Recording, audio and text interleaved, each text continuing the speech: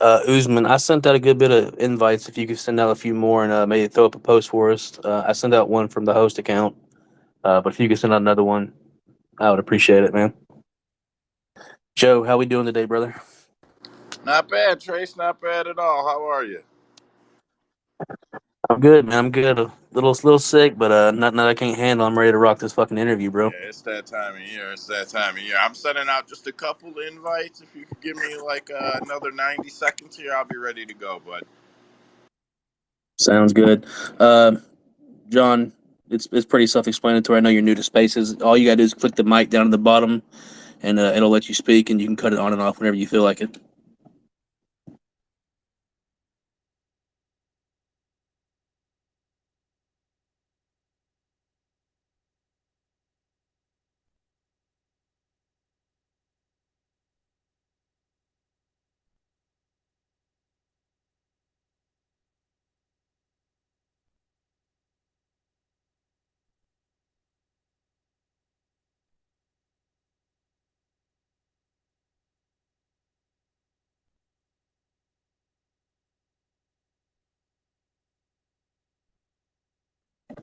All right, I'm ready whenever y'all are. Yeah, I was gonna say, Trace. You know how it goes. It'll fill up right when we're about to exit, and everybody will go back and re-listen anyway. So, I plus this one will make the YouTube. I've got some of the streaming, uploading stuff figured out, and this one for sure not live, but it'll only be probably a half hour behind. It'll be on the page. So, I'd like to welcome John to the mic. Very nice to meet you. Long time. I've known who you are for a long time, even though you're just finding out who I am. So, nice to meet you, John. I don't see him getting on the mic. So, man. Uh, There we go. there we go.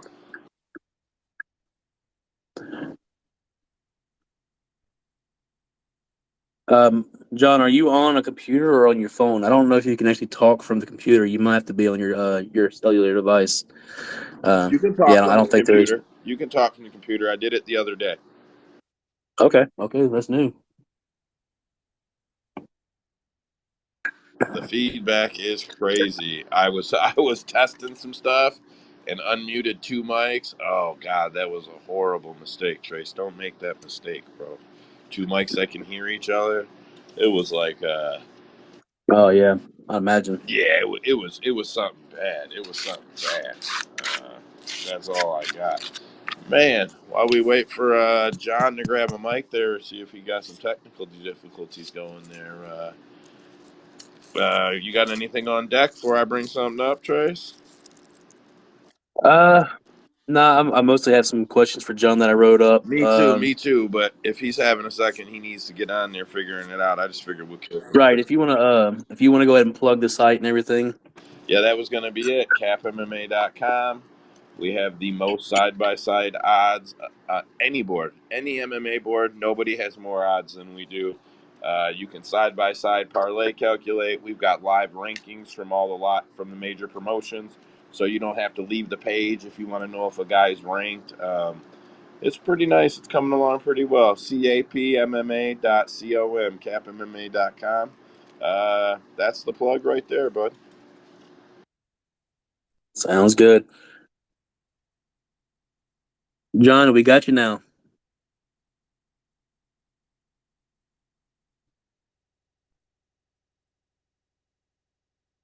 Good old spaces, man. They never let you down, huh? Nah, he could be having some mic difficulty. He's on the mic. He might not know he's got to unmute and unmute. He left. Maybe he's coming back. We'll hope. We'll hope. We'll hope. Oh, there he goes. Did you already approve that, Trace? Can you Quick with it. hear me now? What's that? Yes, Yes, sir. sir. I'm gonna get loud and clear. How you doing tonight, I'm doing John? all right. Appreciate you coming and sitting down and talking with us for a little bit. We won't keep you too long, but I got a few things that I wrote up for you. So if you're ready to get going, we'll jump into Yeah, it. for sure thing, man. All right. So tonight our guest is the 32-8-2 UFC and Bellator title contender, as well as World Series of Fighting and PFL welterweight champion, Jon the Boilermaker Fitch. He burst onto the scene in the UFC in 2005, going 8-0 before fighting George St. Pierre for the title at UFC 287. Notable wins are Josh Berkman, Diego Sanchez, Akihiro Gono, Thiago Alves, Jake Shields, and Paul Daly, as well as fights with Rory McDonald, Damian Maia, Johnny Hendricks, BJ Penn, and obviously GSP. He went 14-3-1 in the organization. Like I said, Jon, it's great to have you, my man. It's good to be here, guys. So, Jon, you ended your career on a bit of a tear, including a 5-1-1, including going 5-1-1, winning the PFL championship against Brian Foster and drawing a draw against Rory McDonald for Bellator for the title. Yep. Despite being in your 40s, you were still fighting at a high level. Yeah. How has the transition to retirement been? It's tough. When you spend I've been training like professional since I was 9, it seems like. I've always been working out and getting for the next event, and not having something to compete and chase after sometimes is a hard thing, and I'm always arguing with myself about whether or not I should get in and try to find a way to compete somehow. But at the end of the day, I'm 45, almost 46, and my neck's not in great shape. And you know, unless somebody threw a bunch of money at me, it'd be hard for me to drop my life and compete. Yeah, I completely understand. I mean, it seems like that's a problem for a lot of former athletes is just finding that outlet outside of sports, finding that same kind of, I guess, adrenaline hype and all that stuff. Hmm. Uh, so, what Even does just the like I teach wrestling class on Saturdays, and I got some high school kids in there where just getting to hand fight with them a little bit is a lot of fun. Getting in and mixing it up still. So you got absolutely? it's hard to leave it. It's hard to leave it alone. So, what does life look like outside of fighting? Like, what are you doing now? You said you're coaching. Any like hobbies or like I know you're doing some online coaching as well. So Yeah, what's life like? the majority of my life, honestly, is taking care of my kids. I got 2 sons, and that's first priority. And I end up spending most of my time with them when I have them. I taught my older son, my sixth grade son's flag football team for a school this year. Um, Days that they don't have school sports or something scheduled, I have a gym little set up in my garage, and we go through workouts and do stuff here, getting them ready for other sports. And they do some jujitsu, and I make them take my wrestling class, and I teach them some stand up stuff here and there. So if they decide as they get a little bit older they want to pursue competitive uh, combat sports, they'll have a little bit of a base to get started with. But that's Absolutely. honestly that's the majority of my attention is that, and then I spend time trying to figure out the internets, trying to get clients, trying to get people I can teach. I do a lot of private lessons out of my garage space. I travel for seminars. I do small groups here and there, and then I have the one Saturday class, which I'd like to expand to more classes, but I have my kids in the afternoons, when they're out of school. So like that's the primary time to teach or run a gym. So I kind of have had to make a choice over the last few years of whether I wanted to make more money going to a gym and teaching, or spend the time with my kids. So I'm kind of sacrificing on the money end a little bit there right now. So we've talked to a few UFC fighters, current and past. Actually, I think you're our first former UFC fighter. Um, with knowing everything that went into it and all the wear and tear that it was done to your body from all the years of fighting, you wouldn't steer your kids away from it. No, no, it was glorious. Like it was such an amazing experience and so much fun from 9 years old when I started wrestling. When I started wrestling, um, we didn't have it at my school, so I had to take a bus over to another school that we weren't even like affiliated with, but they had a wrestling program. The coach was cool with us going to practice, even though we were underage. So like at my first beginnings of training hardcore in a combat sport were like adventurous. So I know there's a lot of opportunities available to people out there. Like I honestly never wanted my kids to have to run the normie life and do the normie stuff. That wasn't my intention, but I ended up getting a divorce, and now I don't really have a full say on that. Like I would have been totally happy with teaching them jujitsu and wrestling and freestyle and kickboxing, Muay Thai, everything, and use that to build them and have fun and travel and do seminars and um, let them maybe compete and make money before they're even 20 years old.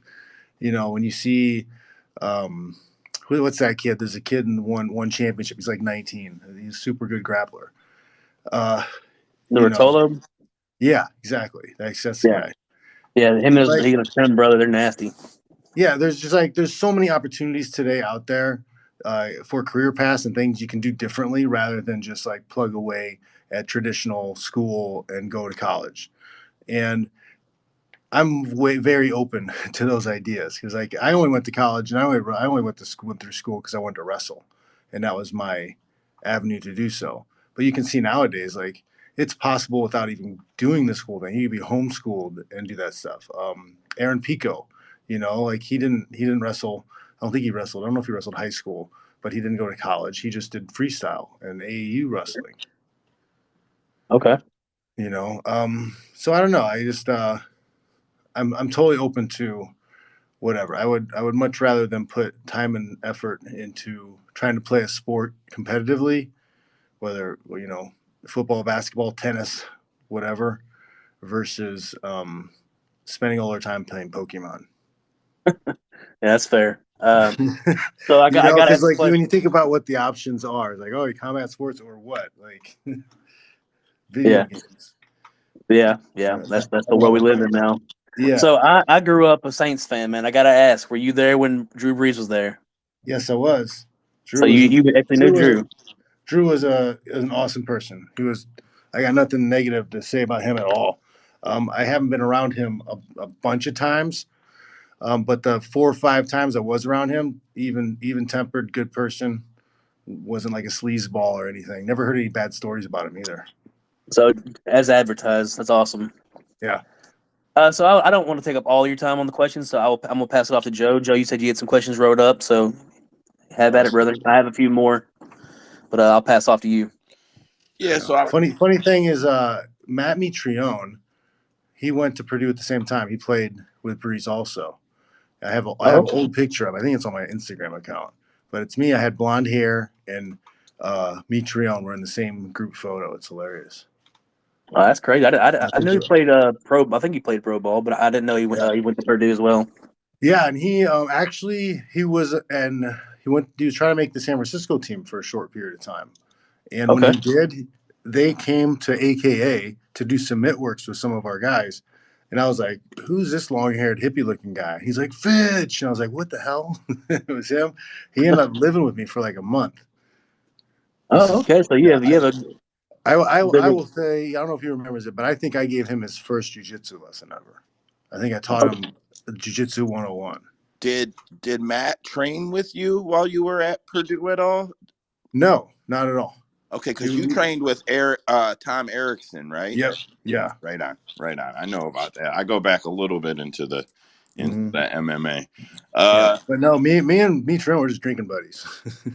Fair enough. Fair enough. So I'd like to hop in here. I got a question or two. I was trying to let Trace go because, progression of the interview. So I see you on YouTube all the time, John. I'm pretty Mhm. familiar with a lot of your takes and a lot of your opinions. You come up on my stuff all the time.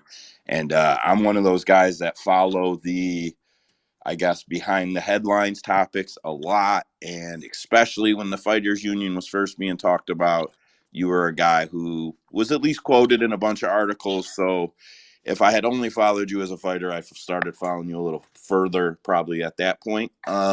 Anyways, sorry for the babble there. So you've been around the block, like of professional fighters and promotions and working with promoters and things. You've been around the block. It just randomly, but not randomly. Any comments on working under Scott Coker and Mike Kogan? They've been kind of a hot topic lately, and I've never heard anybody speak bad of either one of them really until lately. And I'm just curious if you've got any comment about working underneath them guys. I've never had a personal like negative bad experience with either of them. I think there's a major. I know with Mike especially, we have a major difference of opinion on how the sport can operate. Because we had a couple of discussions way in the back in the day when I was still at WSOF, and some of the stuff was just starting off with the Fighters Association stuff.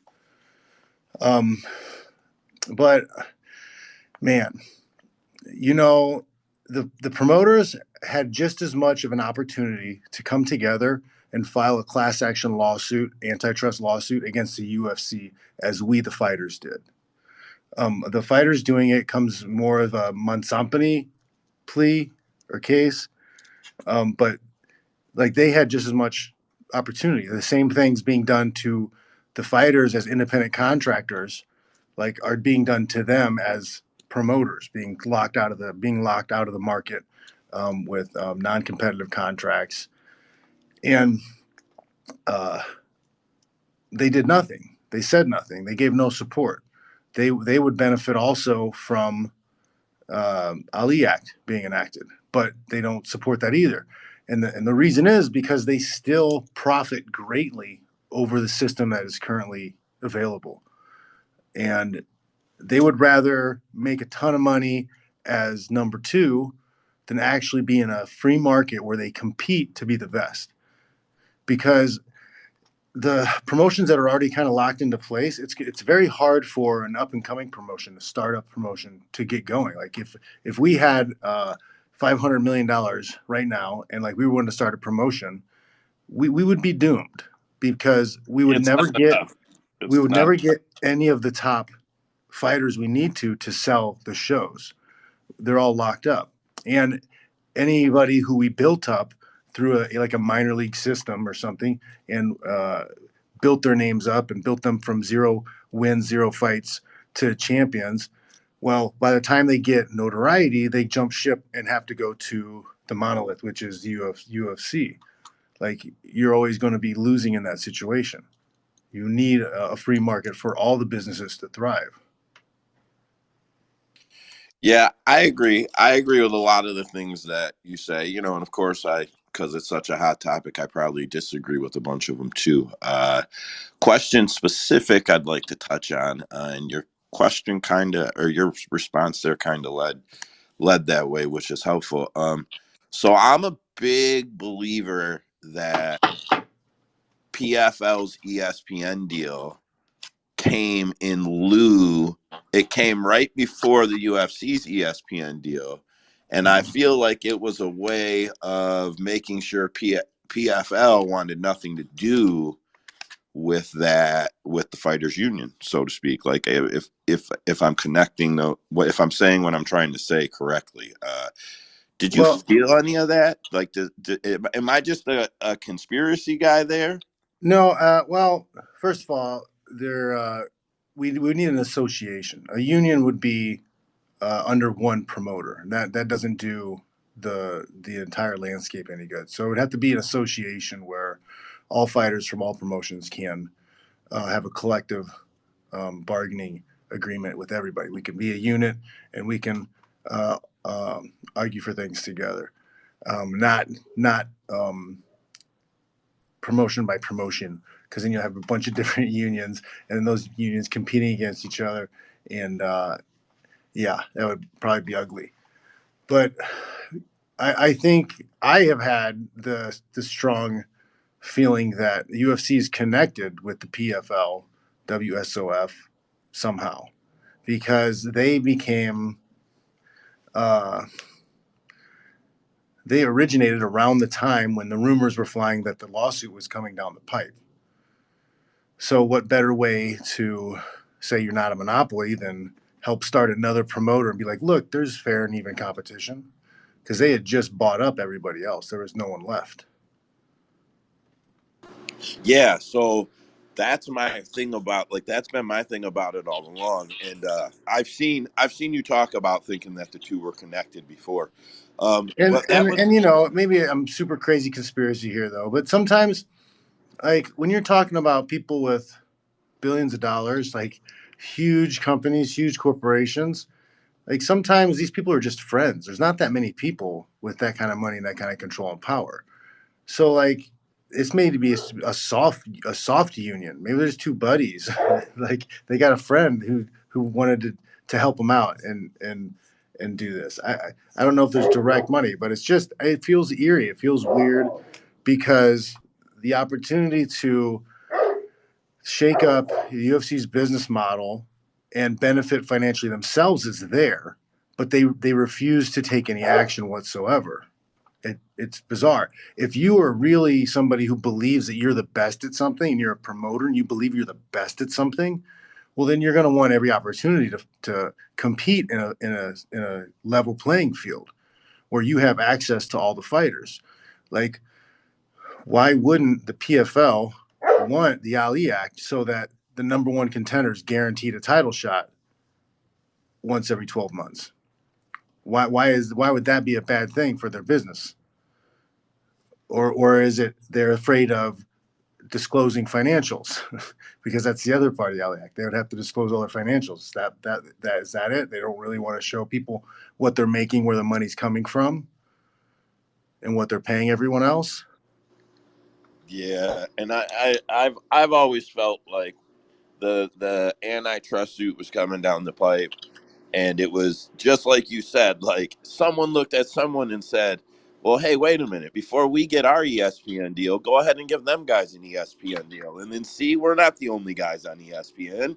We don't own MMA. Those guys got an ESPN deal before we did. Like, I really feel like it went down that I way. don't think you're 100% wrong. Yeah, And like there's got to be something to that. when you, man, like I can't remember what I was reading, article I was reading, but there was something about like UFC was doing some kind of deal, and Ari Emanuel was helping them, and this was long before the UFC um, sold to WME. So like he's been helping this group, these these promoters for a while before he ended up, um, buying the company. So like what's going on? He absolutely did know them before that, John. I Yeah. can't quote So articles off my head, but you're 100% right that they had a great relationship with him yep. before that. And I had so Phil Baroni used to tell me stories about how he was in the room when Dana White was meeting with guys from WME, and he was learning their business model and he was learning their merchandising deal so he could copy all of it. So you have, McMahon and WWE in the beginnings helping this company too. Ari Emanuel's helping them out for a long period of time. And then now full circle, they end up trying to merger. I don't know. Yeah, big, big, big, big money. It's hard to hide big money, and I mean what I you're was just I talking was just reading that they're having a suit because apparently the UFC turned, or I guess Endeavor turned down larger offers for the merger than WWE, but because they had Yep. a history, they went with that because of what was more beneficial for them, running the machine. Yeah. Yeah, the UFC did the same thing though. So the UFC was first. They admitted they had offers for more, but they picked Ari. They admitted that. There's interviews of Dana admitting that. It's wild. Yeah, So it's yeah, crazy they get away with it. there's all kinds of stuff. We could do another show sometime and talk about the the rumored origin of the UFC, and Zuffa coming to power. Well, I John, would. Because Tuesdays are for rumor because mill. the narrative that like they hustled, they worked hard, and they're the ones that made UFC what it was is laughable. Like, from my John, opinion, God, they tried to kill the original UFC, and ended up forcing it to be sold for peanuts. I don't disagree.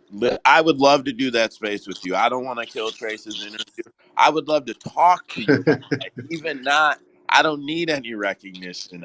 But I'm going to tap out with my conspiracy stuff here and turn it back over to Trace. All Thank right. you for the Oh time. no, we got time, Joe. I was just gonna say that Tuesdays are literally Joe runs the Tuesday space on the host account. He is all about the rumor mill and conspiracies. So if you got a Tuesday available around 10 p.m. Eastern time, He's there every Tuesday, man. He would love to cut it up with you, and I would love to listen to it. I dig deep too. I dig deep. I don't know if you know like about Ali Abdelaziz and all that, but I dig deep. there's there's a lot about Ali, man. The Iridium guys, Iridium or whatever guys, they're a piece of work too, from what I'm learning. Ali Abdelaziz is the most powerful man in MMA, in my opinion. Uh, next to Dana, Yeah, that's fair. Next to Dana sorry, White himself. you know. I'm gonna anyway. Go ahead, Trace. Kick me off. I seen Usman grab the mic. Usman, did you have a question? No, I mean, not off the top of my head. I was just grabbing the mic because I was going to say, hell yeah, John Fitch. Uh, on Tuesdays, you can hear me talking about exactly what you're saying and how PFL and UFC have been hand in hand behind the scenes in cahoots about the whole monopoly thing. So I was just grabbing the mic to say hell yeah. But I guess I'll ask a question. We talked about life after fighting, and I know fighting has been your whole life, so it's easy to go straight into, well, now I'm teaching my sons and I'm teaching classes and all that. But what actual hobbies do you have that don't include fighting or combat sports? I myself just finished cooking dinner. I know a host over here, Trace, cooks up some mean food that he's always teasing us with some pictures. You got any hobbies that don't include combat life?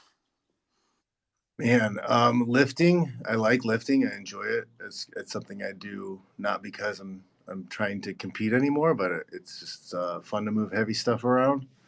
I still hit the bag. I still do some training because it's fun. It is a hobby, even though I don't compete at it anymore. It's still something I stay sharp on. But man, I shoot arrows a little bit. I have a compound, not a compound. I have a uh, whatever the other bow. um, recurve. I Longbow. have a recurve bow. I take my son's shooting sometimes. We haven't been in a little while, but I do that sometimes. And then, my kids will pull me into playing video games with them every once in a while. Do you play the UFC games? No, we have Neither do like I. we play like Smash and Mario Kart, and then I play Fortnite with them too. Fair enough. All right, so I want to jump back into a couple things with your fighting career, my man. If that's all right with you. Yeah. Uh, as I've listed, you fought a lot of the big names of your generation. Some that I didn't even list like Yushin Okami, Husam Alpraharis. But is there a fight you wish you could have ran back or fought again? Is there somebody you would love to have, had one Well, more I go wish with? I still always wish I would have gotten the GSP rematch. I was supposed to be given a title shot after the Thiago Alves, second Thiago Alves fight, UFC 117, but they they took that away at the press conference for some reason, and I didn't get my next chance. I fought BJ instead, and yeah, I think if I would have been able to fight GSP that next fight after that Thiago fight, I think I would have given it a good run. Absolutely. I was surprised that you left the UFC. You were 14-3-1 in the organization. I mean, That was that's all political. Same thing about them saying I wasn't exciting. That no one had ever said anything about being exciting until the one till 117, the lead up to 117. That was when the press first started asking those questions, and the UFC, Dana White started saying those things because he needed a way to discredit me so that I wouldn't get a title shot. so I can say from like I've watched the UFC since I'm 32. I've watched it since the first season of The Ultimate Fighter. Watched it with my dad. You and Frankie Edgar were my dad's two favorite fighters, and all he would ever talk about, he's an animal. Talking about you, John. He's like, John Fitch is an animal. He's a fucking animal. So like the idea that you weren't exciting is pretty crazy to me. You can tell how stupid these guys are. They'll be like, "Oh, you just laid and prayed, just held guys down." I think number 9 on all time most significant strikes landed. It's like 2,100, something over 2,100. Like, and out of the top 10 guys, I'm the only one there who has less than 20 fights in that top 10. So, like, I don't understand how you can hold people people and hit them so many times at the same time. I also have like a 84-1 punch differential, some shit like that. Like for every time I hit them 84 times for every time they hit me once. Insane. It's just insane. Usman, what you got, brother? Yeah, I was gonna bring that up and ask how you felt about that whole narrative, especially when you had gone into a 16 fight win streak before it came to your title shot with GSP, 12 fight win streak. Excuse me. When you got, I don't know, I would say leapfrogged by BJ Penn when he got his title shot against GSP, and even as Hmm. big as a BJ Penn fan as I was, even just looking back at it, I mean, you were on a hot streak, and then you eventually got to fight BJ. Of course, you always want to win the title, but like, did you feel slighted at any point by that? And when that BJ fight did come to fruition, did that give you a I little any extra? no, I felt slighted from the very beginning. Like I didn't understand the severity of the financial robbery that was going on at the time, but like I know what a sport is. I know how sports operate. You know, I wasn't. I didn't get into MMA to be an entertainer, to do entertainment. I came there to fight, beat people up, and win. And like the whole narrative around this circus, I hated it, and it wasn't as bad as it is today. Way back then, like guys fought to fight. Like it wasn't about Instagram likes or making a ton of money because like even the best shows, if you were lucky to win an 8-man tournament, you got 50 grand maybe. So like it wasn't about money, it wasn't about fame. It was like guys who wanted to fight and prove that they were good at fighting. And I don't know, and I just you could feel it start to shift into this circus. And now it's most fighters are really just Instagram models today. Yeah, I agree. It's a different mentality for sure. It's more about the show than it is the fight. I mean, a lot of the guys do show up to fight, but it's all about the build up now. Well, Less and than then you also learned that the UFC pushed in the commission allowed them to start allowing legal TRT. So then, like, you had guys who were 22 years old fighting the UFC who were on prescription testosterone therapy, and the UFC's like, yeah, this is totally normal and cool. Okay, because I was gonna bring that up when it came to your Paul Harris fight. I've been watching like a lot of us have been watching for a long time, but maybe it was because I was a kid. I imagine Paul Harris looked like a goddamn heavyweight in every single fight. He's Um, short. He's short, and he's as wide as he is tall, though. Jesus, like, did that ever? Of course, you're a fighter, but did that ever make you second guess taking fights, especially with somebody like that who looks like he's on Well, everything that you could get on? well, so after um, I got let go of the UFC. My next fight was Berkman. Okay, so I go and I fought and I lose to Berkman. My head's not in the game, and totally thought I was gonna walk through him and whatever. Totally screwed that fight up. And then I'm uh, fighting another card in Florida, and I'm behind Berkman um, in the line for check-in for the fight, right? And uh, he's got his paperwork for his TRT. And he's going over it with with the Florida Commission. So I was like, you're fucking kidding me, right? Are you fucking kidding me?" So um, that burnt in my soul for a little bit, and then I get to the fight with Polaris, and I'm like, you know what? Why am I the only one who's not cheating? If these guys are legally on this shit, like why shouldn't I be protecting myself? It's against somebody who has been caught before and has held on to submissions for too long before. So I tried my luck with testosterone for that fight, and I got popped, but at the same time, I didn't need knee surgery after the fight. oh wow, so Yeah, Yeah, I've that's done crazy. so. I Go just ahead, want to Joe. comment that I'm pretty big on the era when they had acceptable levels, and like that's kind of been something I've been looking into lately. Fucking acceptable testosterone, Well, like just that's what? what I'm saying. And today, yeah, man, because looking at the so like back in the 2000s, like the technology wasn't that good because most of the technology was like football and um, bodybuilding steroids, powerlifting steroids. Those were the type of cycles and things the guys were doing.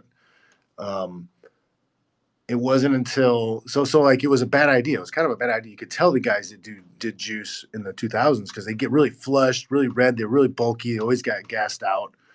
But then you get later towards the 2010s, and like the Balco stuff comes out. You got the who's the Lance Armstrong, right? The guys who are cardio athletes, right? The endurance athletes are now coming up with technologies for how to use that stuff. And then you have UFC and the commissions legalizing therapeutic testosterone. So like the technology got pretty good and got really easy and available for everybody. Now it's almost 15 years later, and like there's a huge amount of performance enhancing drugs out there. Like just look at any go through Instagram, just scroll through the discover page of Instagram of fitness people. Like there's a massive amounts of stuff out there that's easily to get, affordable, and it's kind of foolish to think that a lot of people aren't trying to get an edge in combat sports. And it I is a mean, huge edge. Like Gordon Ryan and some of those BJJ guys are just straight up saying, "Hey, look, like yeah, we're all using it. Like it's great. It makes us better." So like there needs to have a serious discussion about all this stuff. Yeah, I did some cycles. I'm 40 something, and Yeah, when I was much younger, I'm not an athlete. I did some cycles, and I tell you what, I would go into the gym, and my workout was 2,500 reps, all weights, but it was 2,500 reps, and I counted every one of them. And on Saturdays, I was doing all types of shit. I would do it 3 fucking times on Saturday, and Sunday. I would wake up, I wouldn't be tore apart and feeling like shit. I would feel like $1,000,000. And like it's such a huge advantage, you know, like and people don't quite understand the advantage that comes from it. Yeah, that's another discussion for another day though again. and look at all the action movie stars, right? Today, Dolph Lundgren. Look at Sylvester Stallone. Look at Schwarzenegger. Look at Oh Van yeah, they're Damme. all juicing. They're Every all one of well, them. no, but look, they're 70, 80 years old. They look great. I was told I was told that this shit would kill you. Like, you know, you turn into Incredible Hulk and then rage out and kill yourself and kill everybody before you were 40 years old. You know, and these guys are walking around like 70 years old. Dolph Lundgren, I think he's in his mid 70s. He's got like a 25-year-old bride. Like, Ebon Drago don't play, man. it's like, man, it's like, what are they telling us? I don't know, John. I was gonna bring up Gordon Ryan's my age, and the guy looks like he's 43 or something. So He Well, shaved. he dyed his beard and hair gray, so he looked old. He shaved it the other day. I think I follow him on Instagram, so he shaved it. And he looks 29 again. Hey John, I'd like to ask. I don't know how long we got you. I know we've been going a while, but I'd like to ask you, what would you say was? I mean, I've actually listened to you talk about your career quite a bit, but what would you say was the best time of your career? And I don't mean when were you performing the best in your career? I mean, you as a person, your personal life coming together with your career, with your coaching, with just, everything culminates. What was the best time of your career? Man, I would say, man, I had two real peaks. Like one was um, the lead up to the GSP fight. because of all the hard work, everything I had been through, everything I had gone through. Personal life was really good. A lot of people supporting me. It was a lot of fun. We shot a documentary through it for it. That's on Amazon Prime. Such Great Heights. People can check that out. Um, but that was a pretty great run. But then also, I would say the lead up and the Eric Silva fight. Um, that whole little stretch was pretty great because it was close to a time like I just had a kid, you know, had been dealing with hardships, right? So like I've been banging heads with the UFC. They'd already threatened to cut me. I had a draw with BJ Penn. I was in had financial issues with my house because bought a second house, and then I had to draw with BJ, so the money I thought was going to be there wasn't. And I got hurt, so I was benched for 9 months, and then I took the Johnny Hendricks fight with an injury because I needed the 60 grand bad, and I was too proud to take time off and borrow money from anybody. So I was at a kind of a low spot right before the Eric Silva fight because they were like, this was Joe Silva's opportunity to get rid of me, right? They're gonna have a show in Brazil and Rio, a kid's hometown. He's on fire. He's the next GSP. This is it for Fitch, right? We set him up. He's out. He's lost two. He's done. Get him out of here. So that was a great setup. Like you could probably write a movie based off of that little section of time because it was like Rocky for me, man. Because by the beginning of the third round, that stadium wasn't cheering for Silva anymore. They were cheering for me. Yeah, that's a badass. That's got to be something you'll never forget coming out of that corner.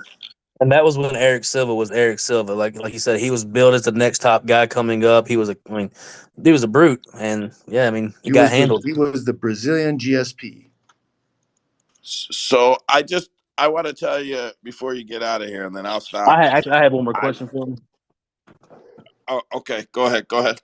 Yeah, then you can close it out. So Oh, we I talked wasn't about. trying to close, Trace. I'm sorry. No, you're good. You're good. So if I asked you about the fight earlier, if you could run one back, but if you could matchmake yourself for one fight, a dream fight, if you will, past or present fighters, who would it be and why? I know you fought GSP, and for a lot of people, that would be the dream. And I know you said you'd have liked to got that rematch with him, but Well, anybody else, like man, past or present?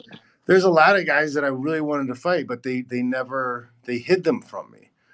Like instead of giving me um, Carl Parisian, they gave me Chris Wilson, right? Instead of giving me Martin Kampman, I got Mike Pierce. You know, instead of Carlos Condit, they gave me Paulo Thiago, right? So like I got really fought really tough guys.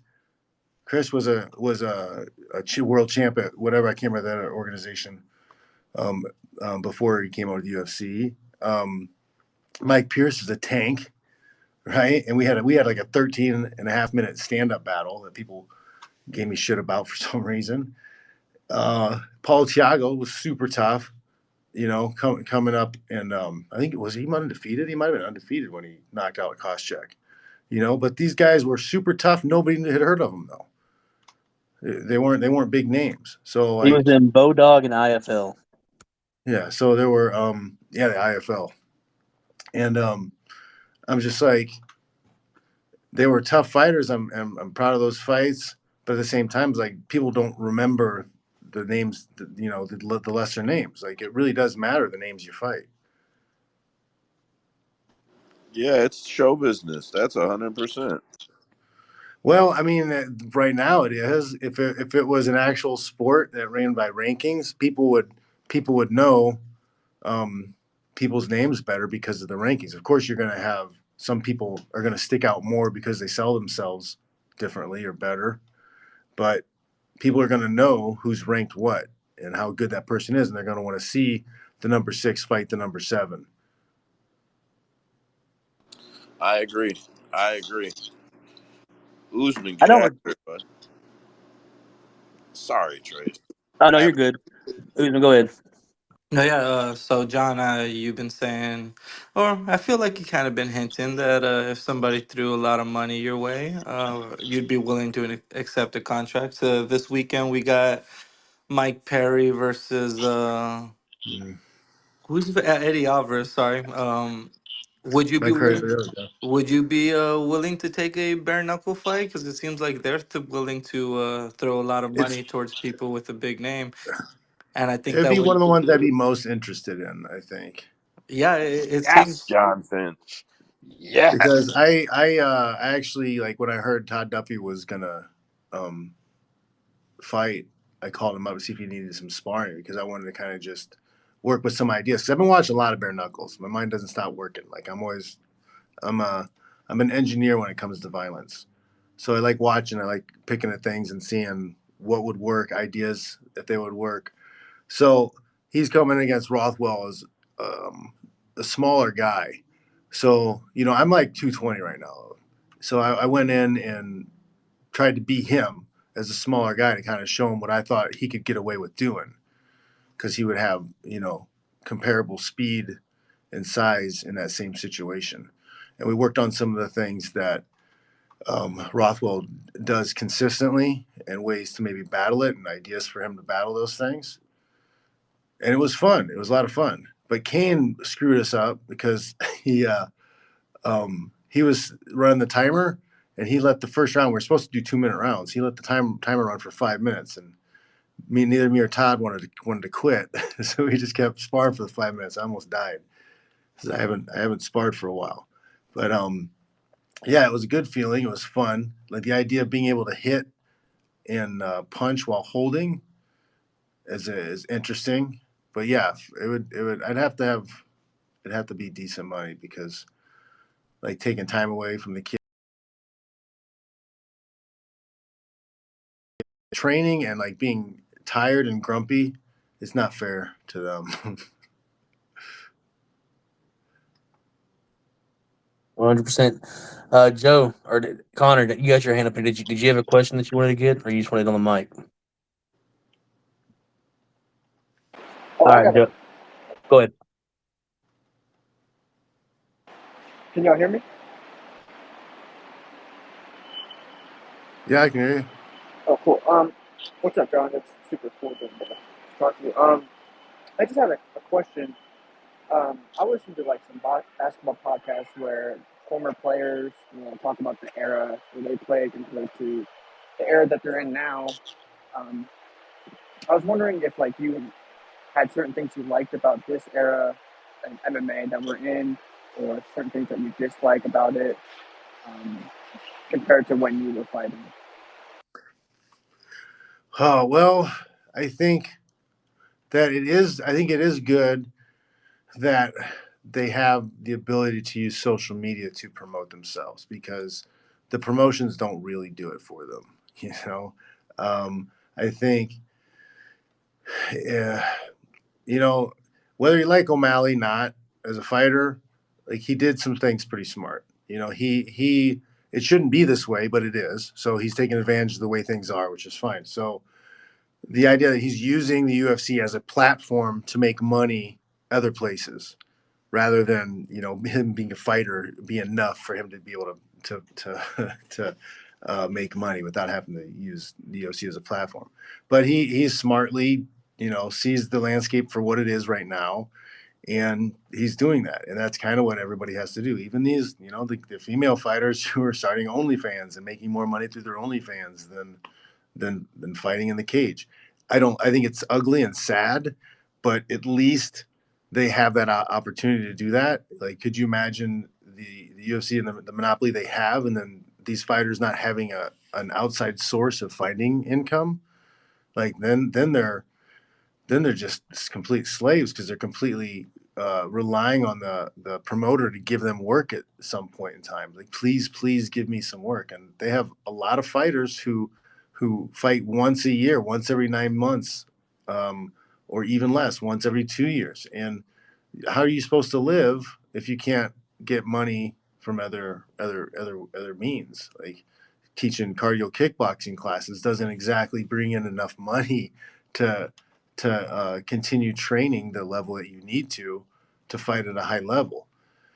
So, when you're struggling and you're living fight to fight for money to eat, like you become completely dependent on that promoter to give you everything.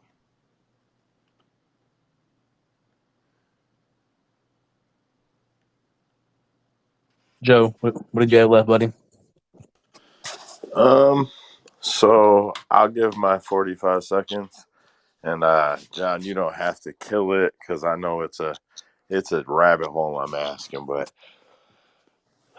MMA Twitter is big for MMA rigs or fixes and all of that. And I'm a guy who stands pretty firm on the fact that they don't need to fix fights. They Yeah, they don't don't. need to do that. They But leverage fights. I say they yeah, leverage fights. If so that's what I was gonna say. fixing a There, fight is way too easy to discover. It's too easy to figure out if they faked the fight. So they're not going to do that. They're going to leverage a fight. They're going to take somebody who's not in the top 20 and promote him like he's the number 5, and they're going to give him fights with other guys who aren't that good with overblown rankings, and they're going to use all the information they get from the UFC PI with how they perform physically, and they're going to figure out ways to get the guy they want to win to win. yeah, the Dana White narrative. That's what I call it. Dana's got a Yeah. way of working things out the way he wants them worked out for It some doesn't reason. always work, but No, I think they've gotten better and better at it over the years, and most of the times they get what they want.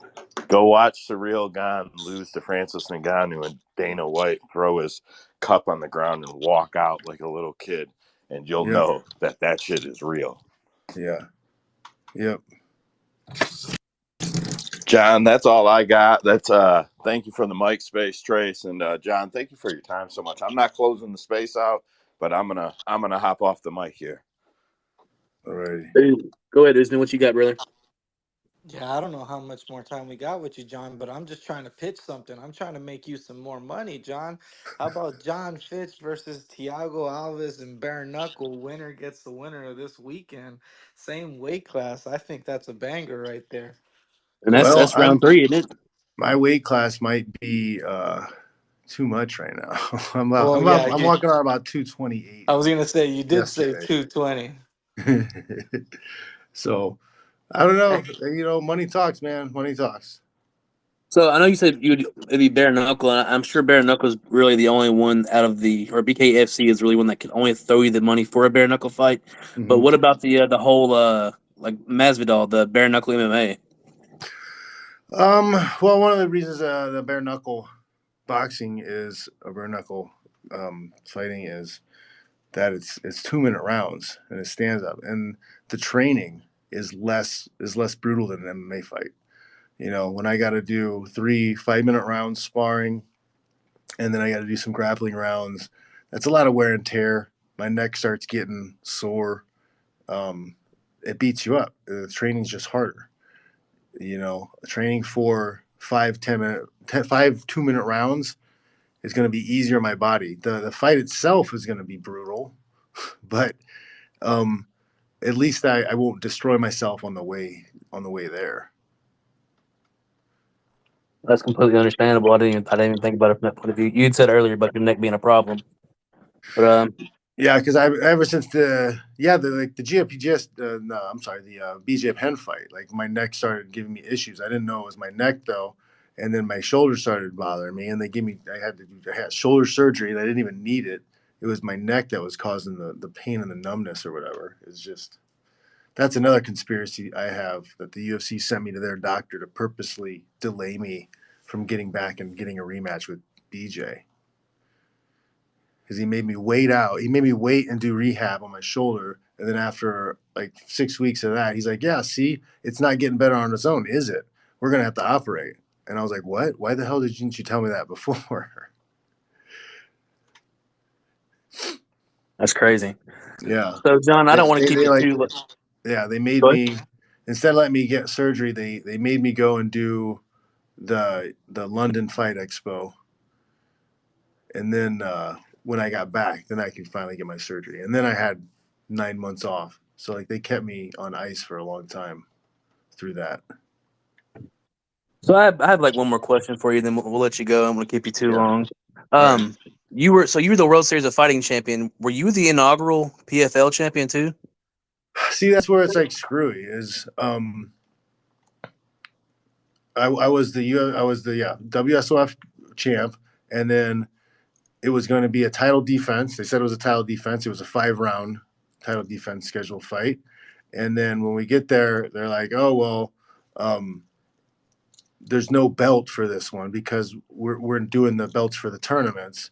So they're like, "You're still so technically I was still the PFL champ, yet there was no PFL belt. They didn't want to spend the money on a belt, I guess."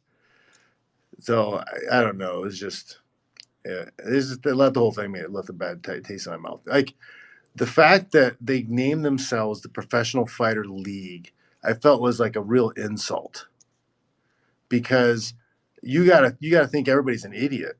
You're not a league. Leagues are they're a promotion. By definition, you are not a league. I just it's very weird to me that they would name themselves that. You're like trying to trick people. You have to have multiple owners. Like there's nothing a league about any fight promotion. The promoter. John, John's over here speaking to my soul. I just had to comment that. It's really, it just rubs my spine that they're like, oh, we're the Professional Fighters League. No, you're not. I'm just So saying, John, it sounds like you would fit in great on our Tuesday show. I'm not going to say you have to, but we expect to see you this coming Tuesday. so what are your thoughts on the PFL Bellator merger? I know this is more Joe's alley, so I I did don't want to dive. I have a podcast, Jon Fitch Knows Nothing, on my YouTube channel, and I covered that extensively Yes, he did. there. But I said it. I don't think it's good. It's not good. Anytime you have less promoters bidding on the athletes, like you driving prices down, you're making it harder for the fighters to leverage their abilities because you have less people bidding. You only got two promotions now, two big promotions in the U.S. now are making bids on fighters instead of three. That kind of sucks. And it is not conspiracy to say that they're trying to make it sound good when they're like, "Oh, Astroturfing.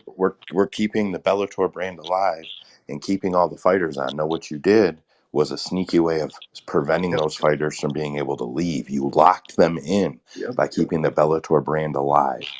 Mm-hmm. Yeah. It's like, gotcha. They trapped them. Like it's silly, but it is. It's astroturfing. Like they're saying, oh, we've got all this great stuff.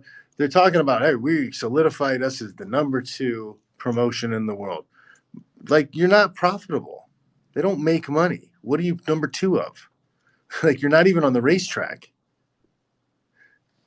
I mean, Yeah, I think like Cage Warriors seriously. got to beat in profit. Cage Warriors do Exactly. more So, than they like, do. if you're not profitable, first off, I want to see some actual real numbers on viewership. Who's watching what? Like that. That's not something anybody's been able to really do. Like, how do you calculate who's actually watching this stuff? And then, like, how much money are you making? If you're not profitable and nobody's watching you, how are you number 2? Because you're spending a bunch of money. Because they're on ESPN. We covered that, John. Like, that's a lot of people like. As much as um, there's like political propaganda and mainstream news media lies to you and corporations pay the press to say things. The same shit's happening in sports. Don't think that sports are like not being manipulated or propagandized in any of the same ways. Like it works. That's why they spend billions of dollars on advertising and propaganda every year. It works. Like that's why they call themselves the Professional Fighter League. They're using tricky words on purpose to trick people. But all right, there's my rant. We appreciate it. Joe, if you don't have nothing else, I'll let John get out of here. If you got anything else, we'll go ahead and get on the mic, and then if not, we'll go ahead, Joe. No, sir. This man gave us an hour. Yes, I'm sir. super grateful. A couple fighters have done that for us. I think you guys are amazing for that. I know you're retired, but to us, anytime someone says the name Jon Fitch, you're a fighter. So, I thank you. I thank you tons for your time, John. Awesome, guys. Yeah, Thanks for having me. we appreciate you coming out, John. If you want to plug anything, like I said, we throw ours up on YouTube. We probably don't have quite the following you got, but Yeah, maybe it'll come on some new ears for you. go to johnfish.net. You can find links to all my stuff there. Sign up for the newsletter. I got a lot of like programs and stuff on Gumroad that I sell. So if you follow my link trees or the stuff on my website, you can see like my fitness stuff. I had a nice cardio workout on the bike for people. I got seminars that I tape, technical stuff that I put up there, and some self defense stuff. So check that stuff out. Get yourself a little bit harder to kill. And if you're ever seriously, if you're interested in coming in on a Tuesday space and chopping up conspiracy theories and UFC or just current news in MMA, uh, we message back and forth. Just let me know. I'll send you an invite, and we'll get you on there too, man. We appreciate it. And if not, it was an honor meeting you and talking with you, man. We appreciate it. Yeah, thanks for having me. Have a good one. You too.